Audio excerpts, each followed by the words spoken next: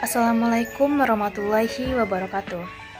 I'm Sucinanda Safitri, and in this occasion, I'm going to present the material that is from Brown's book. Specifically, it is from chapter 2 of the books.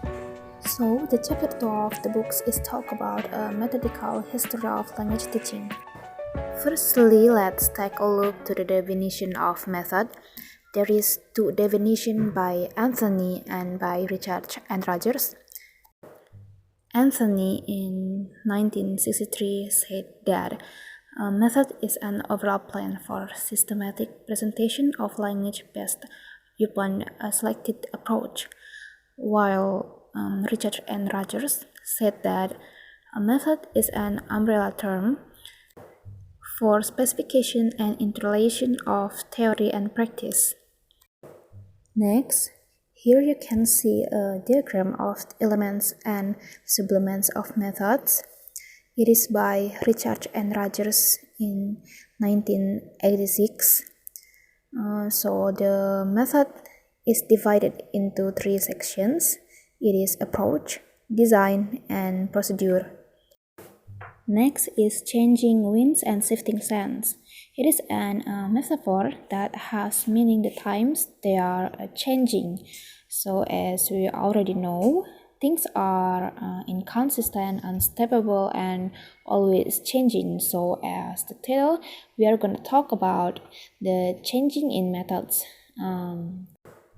The first method that I'm going to present is the grammar translation method. This method once called as classical method, where it is focused on grammatical rules, memorizations of vocabulary, and various of declensions and conjugations.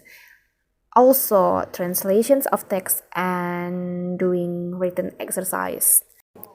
In the 19th century, the classical method came to be known as the grammar translation method. To this day, the grammar translation method is practiced into many educational contexts. Prater and Charles Murcia, I'm sorry if it's some mistake on pronunciation, they are listed the major characteristic of grammar translation. As you can see in the screen, there are the list of the major characteristic.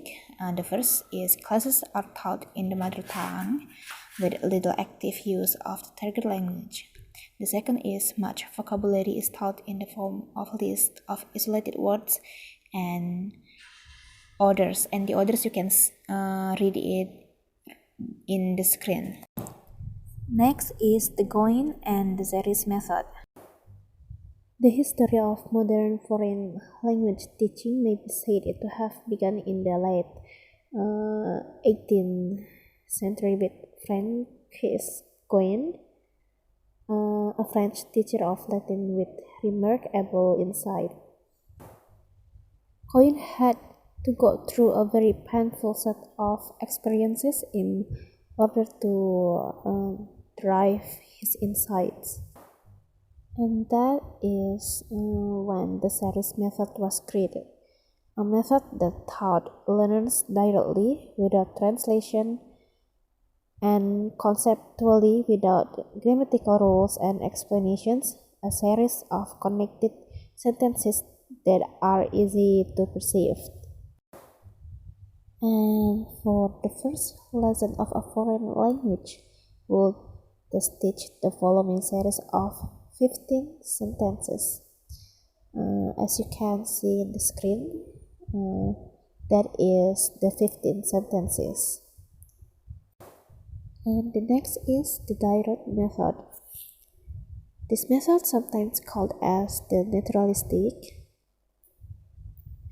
it is because the naturalistic is simulating the natural way in which children learn the first languages.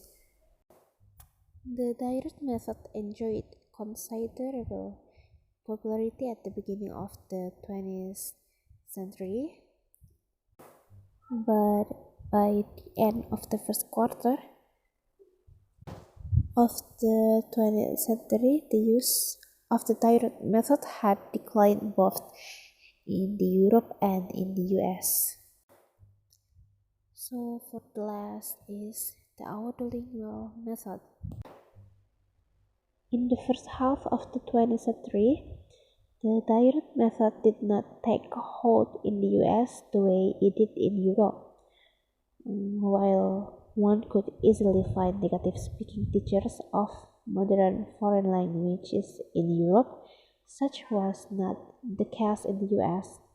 Also, European high school and university students did not have to travel far to find opportunities to put the oral skills of another language to actual practical use. In 1950s, variations and adaptations of the army method has come to known as the autolingual method or ELM. There are the characteristics of the ELM. There are also the characteristics of the ELM. First is new material is presented in dialogue form. Next is there is a dependence of mimic. Memorizations of sweat press and overlearning. Structural are sequenced by means of contrasting analysis and taught once at a time. Structural patterns are taught using repetitive drills. There is a little or no grammatical explanation. Vocabulary is strictly limited and learned in the context. There are much use of tabs, language labs, and visual aids.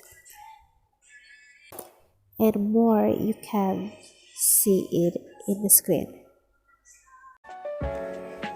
So for the conclusion, I think what I get from this material is that history has made us learn, teaching us and also brought us to the present day for what we got today.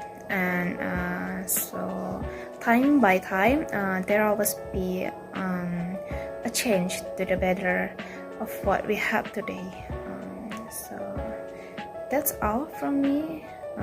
Wassalamualaikum warahmatullahi wabarakatuh.